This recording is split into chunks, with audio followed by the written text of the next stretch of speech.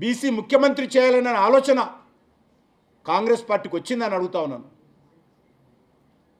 ఈరోజు కేంద్ర మంత్రివర్గంలో కావచ్చు, మేము వచ్చిన తర్వాత బీసీ కమిషన్ను చట్టబద్ధం చేయడం కావచ్చు, లేకపోతే కేంద్ర మంత్రుల్లో అత్యధికమైనటువంటి మంత్రి పదవులు బీసీ వర్గాలకు ఇవ్వడంలో కావచ్చు, పార్లమెంట్ సభ్యులలో అత్యధికమైనటువంటి ఎంపీలు బీసీల నుంచి, ఎస్సీల నుంచి, ఎస్టీల నుంచి గెలవడం కావచ్చు, దేశవ్యాప్తంగా ఎమ్మెల్యేలు బీసీ ఎస్టీ వాళ్ళు ఎక్కువగా ఉండడం కావచ్చు, అన్ని రకాలుగా ఈరోజు భారతీయ జనతా పార్టీ చాలా స్పష్టంగా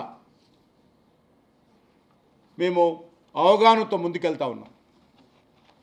నిన్న మళ్ళీ రేవంత్ రెడ్డి గారు రాహుల్ గాంధీ పక్కన కూర్చొని కన్వర్టెడ్ బీసీ అంటారు. ఆయన ఎట్లా కన్వర్టెడ్ బీసీ అవుతాడో చెప్పాల్సినటువంటి అవసరం ఉంది.